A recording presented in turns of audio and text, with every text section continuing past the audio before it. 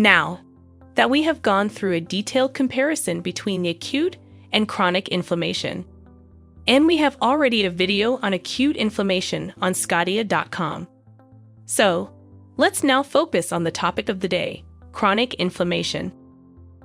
Well, you can define it as a prolonged inflammation characterized by mononuclear infiltration, which leads to simultaneous tissue destruction and repair, including angiogenesis and fibrosis, may be preceded by an acute inflammation.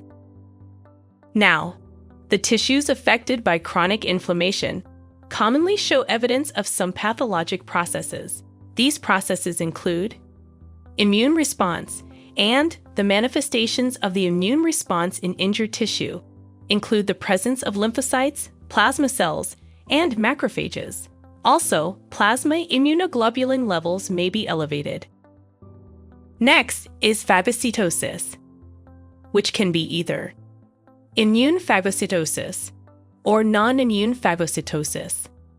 Immune phagocytosis is mediated by macrophages that have been activated by T-cell lymphokines, and it involves antigens that have opsinin attached to their surfaces, while the non-immune phagocytosis is directed against foreign non-antigenic particles. Next, some degree of necrosis is also common that may affect only scattered individual cells or may be extensive. And lastly, the repair of tissues damaged by persistent injury is characterized by new blood vessel formation, called angiogenesis, fibroblastic proliferation, and collagen deposition, called fibrosis. In most cases, the persistent injurious agent is antigenic and leads to an immune response, involving T cells, B cells, and macrophages. Foreign body granuloma formation, on the other hand, appears to be a direct phagocytic response to inert and the non-antigenic material, and the immune response is not involved. While the most agents associated with chronic inflammation cause insidious, but progressive, and often extensive tissue necrosis, accompanied by ongoing repair by fibrosis. So, now we will be discussing chronic inflammation in two different types of responses. Firstly, in response to antigenic injurious agents, and next we will have a look at chronic inflammation in response to the non-antigenic injurious agents. So, starting with the first one, chronic inflammation usually occurs in response to an injurious agent that is antigenic, like a microorganism, but it may also develop in response to self-antigens released from damaged tissues. The immune response is triggered by the first contact with the antigen, but it takes some days to become apparent in the tissue. Now, the local persistence of the antigen then leads to accumulation of activated T lymphocytes, plasma cells, and macrophages at the site of injury, because these cells are the prominent cell types in chronic inflammation. Effector cells of the immune response are also called chronic inflammatory cells. Simple, uncomplicated acute inflammation usually resolves upon removal of antigen before any apparent sign of immune response. Well, the macrophages are recruited to the lesion from the blood by such chemotactic factors as C5a and transforming growth factor beta, or TGF-beta. Now, the local activation occurs under the influence of multiple cytokines, particularly gamma interferon and interleukin-4. Now, macrophages, in turn, release a variety of factors that promote the developing immune response, including cytokines like interleukin-1, interleukin-6, and tumor necrosis factor alpha, or TNF-alpha. Complement components, prostaglandins, and various growth factors, such as fibroblast growth factor, or FGF, platelet-derived growth factor, or PGF, and transforming growth factor beta, or TGF-beta. Multiple proteases and hydrolyses also contribute to the phagocytic and microbicidal effect. Now, moving forward, on the basis of morphology, we can classify the chronic inflammation as granulomatous chronic inflammation and non-granulomatous chronic inflammation. So, starting off with the granulomatous chronic inflammation. The granulomatous chronic inflammation is a special type of chronic inflammation characterized by the formation of granuloma. Now, what is granuloma? Well, granuloma is a focal collection of inflammatory cells at sites of tissue infection and includes activated macrophages, epithelioid cells, Langerhans giant cells, and lymphocytes. Granulomas wall off a resistant stimulus without completely eradicating or degrading it. This leads to persistent inflammation, fibrosis, or scarring, and may damage the organ. A typical granuloma is shown here. Now, granulomas are typically classified into two types: epithelioid cell granuloma, which represents an immune response in which the macrophages are activated by lymphokines of specifically stimulated T cells, examples being tuberculosis and leprosy. And foreign body granuloma, which represents non-immune phagocytosis of foreign, non-antigenic material by macrophages, for example, silicosis. As we are talking here about the chronic inflammation in response to antigenic injurious agents, so we will be focusing mainly on epithelioid cell granuloma here. Now, let's dive deeper to have a closer look at characteristic features of granuloma. So, do you know the epithelioid cells? Well, the epithelioid cells are activated macrophages that appear on microscopic examination as large cells with abundant pale, foamy cytoplasm. Wait. I just found the word epithelioid, quite resembling the word epithelium. Yes, it is. And there's a reason behind this. They are called epithelioid cells because of a superficial resemblance to epithelial cells. Well, the epithelioid cells appear to have enhanced abilities to secrete lysozyme and a variety of enzymes, but decreased phagocytic potential. So, an epithelioid cell granuloma is an aggregate of these activated macrophages, and this aggregation is induced by lymphokines produced by activated T cells. Granulomas are usually surrounded by lymphocytes, plasma cells, fibroblasts, and collagen. And a typical feature of epithelioid cell granulomas is the formation of Langerhans-type giant cells. These are derived from fusion of macrophages and characterized by about 10 to 50 nuclei around the periphery of the cell. On the basis of histology, granulomas have two types: case-eating and non-case-eating. Case-eating is associated with central necrosis. It typically seen with infectious etiologies, like tuberculosis and fungal infections, while the non-case-eating shows no central necrosis. It is typically seen with autoimmune diseases, like sarcoidosis and Crohn's disease. Now, that we have gone through the characteristic features of granulomas, there must be a question popping up in your mind. That what causes these granulomas to form? Worry not, because we are here to answer. Well, epithelioid cell granulomas form when two conditions are satisfied. Firstly, when macrophages have successfully phagocytosed the injurious agent, but it survives inside them. Secondly, when an active T lymphocyte-mediated cellular immune response occurs. Lymphokines produced by activated T lymphocytes inhibit migration of macrophages and cause them to aggregate in the area of injury and form granulomas.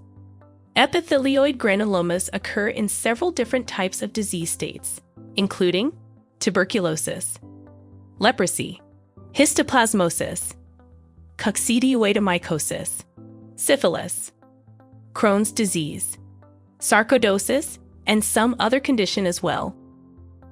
Now that you are way more familiar with what chronic granulomatous inflammation is, what causes granuloma to form, how it is classified into different types. I think this is the right time to move on and learn about the underlying mechanism of chronic granulomatous inflammation. So, let's jump in. Well, when an antigen enters the body, an immune response is generated. As a result, antigen is taken up by the antigen-presenting cell, like macrophages. Now, these antigen-presenting cells present antigens to CD4+ helper T cells and secrete interleukin-12, or IL-12. CD4+ helper T cells then differentiate into helper T cells subtype 1. Now these Th1 cells secrete interferon gamma. That results in macrophage activation. Now, what macrophages do is that they increase cytokine secretion, like that of TNF-alpha, thus attracting more cells and stimulating macrophages. This leads to the formation of epithelioid macrophages and giant cells, and, obviously, resulting in what we call granuloma. So, that was about granulomatous chronic inflammation. Now, moving further to the second type, that is non-granulomatous chronic inflammation. Well, non-granulomatous chronic inflammation is characterized by the accumulation of sensitized lymphocytes, specifically activated by antigen, plasma cells, and macrophages in the injured area. These cells are scattered diffusely throughout the tissue. However, they do not form granulomas, the reason for being known as non-granulomatous. Also, the scattered tissue necrosis or cell death and fibrosis or scarring are common here. Non-granulomatous chronic inflammation represents a composite of several different types of immune response due to different antigenic agents. Well, non-granulomatous chronic inflammation includes chronic viral infections like chronic viral hepatitis and chronic viral infections of the central nervous system, autoimmune diseases like rheumatoid arthritis and chronic ulcerative colitis, chronic toxic diseases like chronic alcoholic pancreatitis, and chronic alcoholic liver disease. Also infections like lepromatous leprosy, leishmaniasis, infections with metazoan parasites, and recurrent type 1 hypersensitivity reactions, including bronchial asthma, allergic nasal polyps, and atopic dermatitis. So, that was about non-granulomatous chronic inflammation. I hope you are much clearer about these two morphological types of chronic inflammation. We will also discuss about the granulomatous diseases in the next part. By now, we have covered the chronic inflammation in response to antigenic injurious agents. If you remember, there was a second type I mentioned earlier, and that was the chronic inflammation in response to non-antigenic injurious agents. So, let's see what it is. A foreign material that is large enough that it cannot be phagocytosed by a single macrophage. Inert means it cannot incite an inflammatory response. And non-antigenic means it cannot even initiate an immune response. If such foreign material enters a tissue and persists there, foreign body granulomas are formed. So, this non-antigenic material, which includes sutures, talc particles, and inert fibers, is removed by macrophages through non-immune phagocytosis that I mentioned earlier.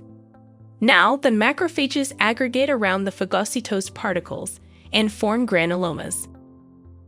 These granulomas frequently contain foreign body giant cells, characterized by numerous nuclei dispersed throughout the cell, rather than arranged around the periphery, as occurs in Langhans-type giant cells. And the foreign material is usually identifiable in the center of the granuloma. Foreign body granuloma is of little clinical significance and indicates only that non-digestible foreign material has been introduced into the tissue. Do notice that tissue necrosis is not an associated feature here. So, finally, we are done with the chronic inflammation in response to both antigenic and non-antigenic injurious agents.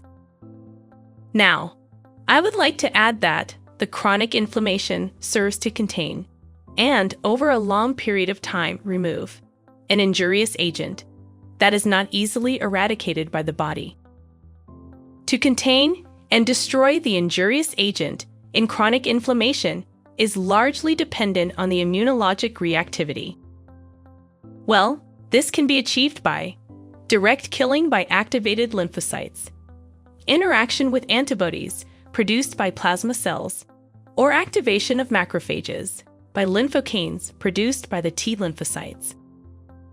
Now, with the exception of foreign body reactions, chronic inflammation is often associated with tissue necrosis, and this can, of course, cause serious clinical illness. One example being liver failure in chronic active hepatitis. Well, chronic inflammation is a feature of many chronic diseases that are characterized either by total lack of recovery or by a long recovery period of months or even years. Now, associated fibrosis, a repair mechanism, is another serious side effect of chronic inflammation if it occurs to an excessive degree. You guys must be familiar that in certain situations, fibrous scarring itself causes disease. For example, fibrosis of the pericardial sac in chronic pericarditis may restrict cardiac filling and cause heart failure, and pulmonary fibrosis may cause respiratory failure. Now, what happens is that the injurious agent is ultimately removed or neutralized. The tissue then heals, usually by the fibrosis. The chronic inflammatory cells disappear, but you are left within a cellular fibrous scar at the site of injury. So here we come to an end to this part. For a quick recap, we discussed that the inflammation is a part of the body's defense mechanism by which the immune system recognizes and removes harmful and foreign stimuli and begins the healing process. Then we talked about the 3 types of inflammation as acute, subacute, and chronic inflammation. Then we compared the acute and chronic inflammation. 4 pathological processes that are involved in chronic inflammation, including immune response, phagocytosis, necrosis, and the repair of tissues. Then, the chronic inflammation in response to antigenic and non-antigenic injurious agents, granulomatous and non-granulomatous chronic inflammation. Then, we had a detailed discussion on the types of granulomas, involving epithelioid cell granuloma and foreign body granuloma, case-eating and non-case-eating granulomas. And lastly, the outcomes of chronic inflammation, necrosis, and fibrosis. Well, video has not ended yet. We are still left with an important part of the video. That is about the granulomatous diseases. So, bear with me.